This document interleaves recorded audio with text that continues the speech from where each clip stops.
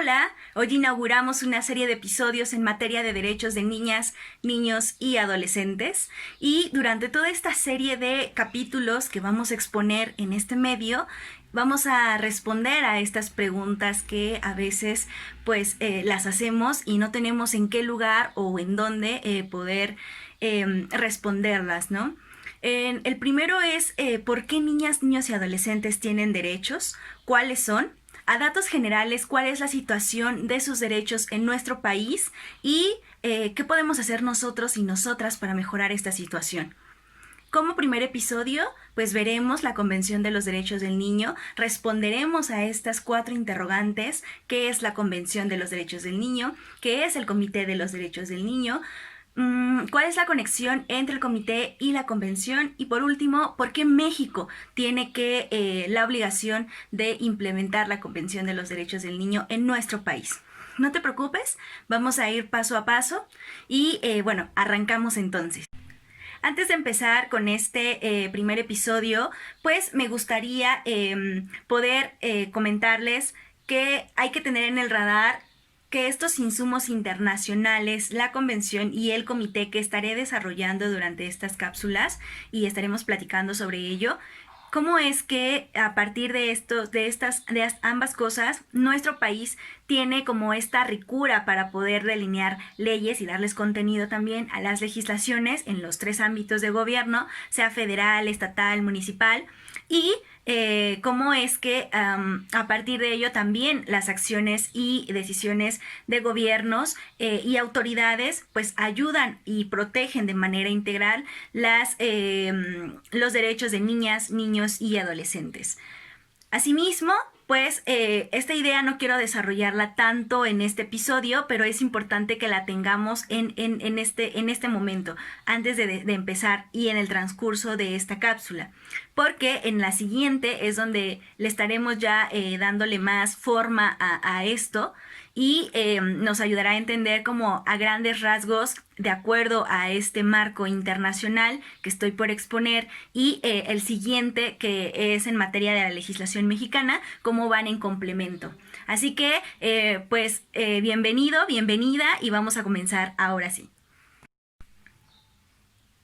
Durante años ha habido episodios internacionales que han puesto como en el centro de las discusiones entre los acuerdos internacionales la dignidad humana.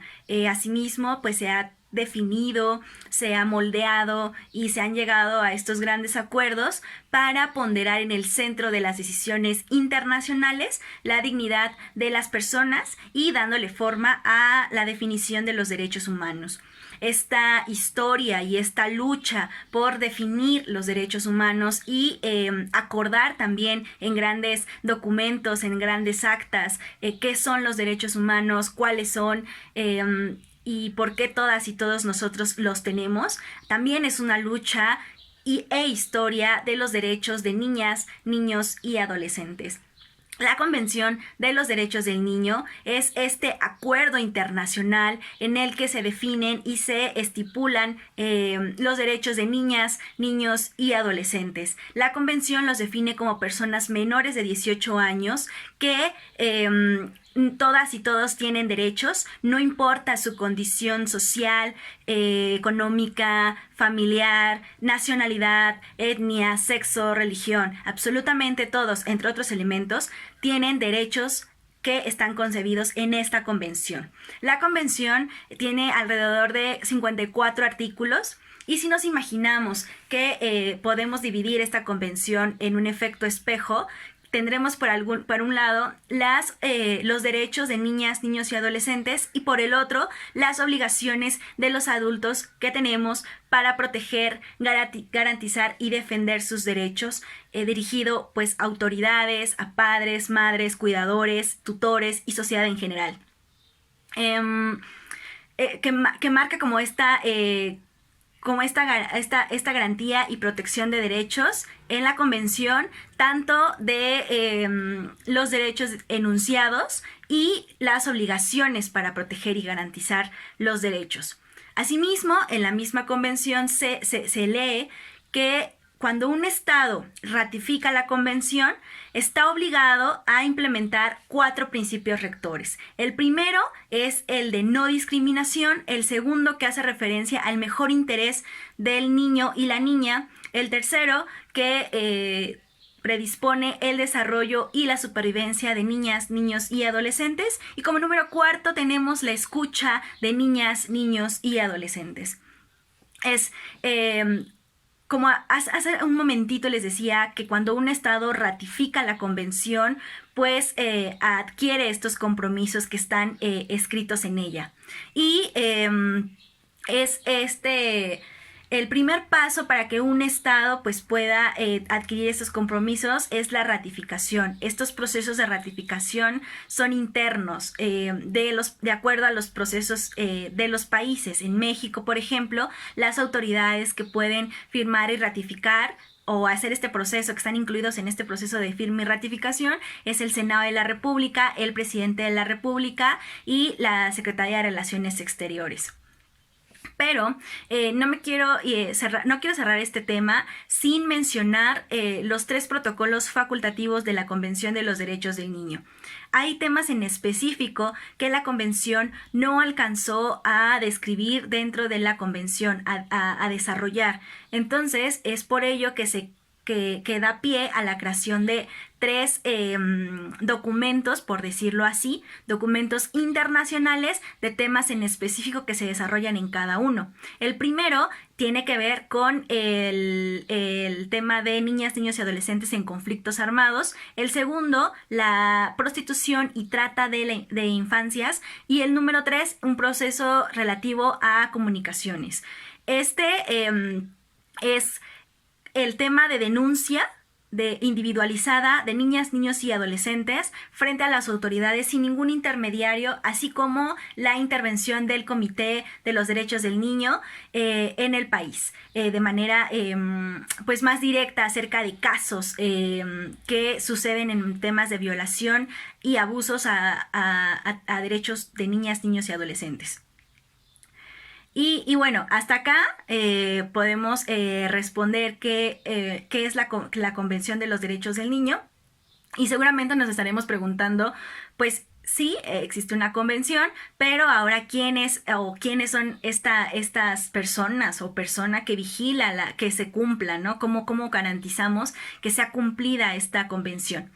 Pues bueno, para ello está una comunidad internacional llamada el Comité de los Derechos del Niño. Esta comunidad internacional está integrada por expertos internacionales en la materia, y el Comité de los Derechos del Niño tiene la facultad de pedir informes periódicos a los estados que han ratificado la convención, y a su vez, una vez que le hayan entregado los informes al comité, el comité los analiza y los retorna con una respuesta de observaciones, en su caso, y recomendaciones para la protección y garantía de derechos.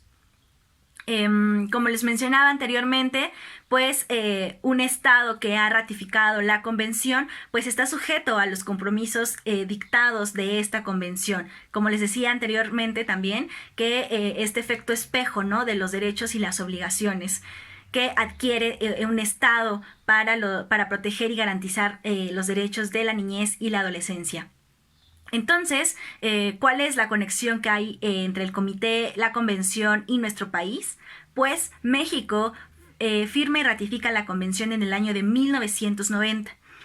Es por ello que se compromete el país a este escrutinio público e internacional en materia de derechos de niñas, niños y adolescentes, por lo que queda obligado entonces a que a partir de esa fecha pues se realicen los mecanismos necesarios para la garantía y la protección de sus derechos. Asimismo, pues entonces tendrá que enviar un informe periódico al comité con el enfoque de transparencia de la situación de derechos de niñas, niños y adolescentes. El comité entonces le retornará las observaciones correspondientes, asimismo las recomendaciones que tiene que realizar el Estado. Y ojo con esto, cuando un comité gire recomendaciones y observaciones, el Estado también tiene el compromiso de llevarlas a cabo. Entonces, México queda sumamente comprometido con la Convención de los Derechos del Niño, y no solo eso, también con el Comité de los Derechos del Niño. Es un gran paso para la protección y garantía de derechos de niñas, niños y adolescentes en nuestro país, que son alrededor de 40 millones. Y bueno, hasta acá estamos cerrando la primera cápsula. Espero que hayamos aprendido mucho, pero sí es importante recordar qué aprendimos el día de hoy. Hoy aprendimos que niñas, niños y adolescentes tienen derechos, que estos derechos están en la Convención de los Derechos del Niño, que esta convención, alrededor de 54 artículos, enuncia los derechos de niñas, niños y adolescentes, y no solo eso, sino también las obligaciones de los adultos vía autoridad, padres, madres, tutores, cuidadores y sociedad en general, para proteger y garantizar los derechos de las infancias. Asimismo, que cualquier niña, niño y adolescente tiene los mismos derechos, y no importa la condición social, familiar, económica, nacionalidad, etnia, entre otros elementos. Esto no es una condición para que una niña o un niño adolescente tenga menos derechos que otros. Al contrario, tienen los mismos. Asimismo, aprendimos que cuando un Estado ratifica la Convención de los Derechos del Niño, queda obligado a cumplirla, pero también la Convención es clara en mencionar que cualquier Estado que tenga que implementar o deba implementar la Convención tiene que hacerlo fijándose 4 principios rectores. El primero es el referido a la no discriminación. El segundo, el que hace referencia a que el mejor interés superior del niño. El tercero, que tiene que ver con el desarrollo, la supervivencia de la niña, niño y adolescente. Y como número 4, la escucha de niñas, niños y adolescentes. También aprendimos que el Comité de los Derechos del Niño es este órgano internacional que vigila el cumplimiento de la Convención de los Derechos del Niño, que es un organismo compuesto por expertos. Y aquí añadir algo más, que este organismo de expertos tiene el respaldo del sistema de la Organización de las Naciones Unidas, y tiene la facultad de poder exigir estos informes periódicos a los estados. Al mismo tiempo, el comité tendrá que responderlo con las observaciones y recomendaciones, y que el estado tiene también la obligación de responder a estas observaciones y recomendaciones que haga el comité. Las observaciones y recomendaciones van desde implementar una nueva ley, de crear una nueva ley, de crear instituciones, mecanismos, de tomar decisiones, respuestas, o dejar de tomar decisiones o respuestas de acuerdo a cualquier tema. Asimismo, pues quitar algunas partes o moldear o mejorar algunas legislaciones de la materia, para poder garantizar y proteger los derechos de cada niño y adolescente de este país. Aprendimos que México ha ratificado la convención en el año de 1990, por lo que queda obligado a responder al Comité de los Derechos del Niño, y por otro lado a darle forma e implementar la Convención de los Derechos del Niño y respetarla en nuestro país. Por lo que queda sujeto tanto a los derechos que se estipulan en esta convención y las responsabilidades que adquiere como Estado garante y protector de derechos de niñas, niños y adolescentes. Bueno, espero que hayamos aprendido un montón. La verdad es que esta charla nos ha servido demasiado para poder entender por qué niñas, niños y adolescentes desde el marco internacional tienen derechos. Y en el siguiente episodio vamos a hablar acerca de la legislación mexicana y los derechos de niñas, niños y adolescentes, que va muy en conexión con este primer episodio y con lo que les mencionaba al principio de cómo es que estos insumos internacionales nos van dando forma a la legislación mexicana en materia de derechos de niñas, niños y adolescentes. Te esperamos en el siguiente episodio, y recordar y subrayar que la World Vision México está preponderando la Convención de los Derechos del Niño como como en el área de incidencia gobiernos, como en el campo y en programas, para que la convención sea llevada a cabo tanto en lo que hacemos de nuestro día a día como lo que proyectamos al exterior. Para conocer más sobre lo que estamos realizando, te invito a que entres a nuestras páginas oficiales. Muchas gracias y hasta pronto entonces.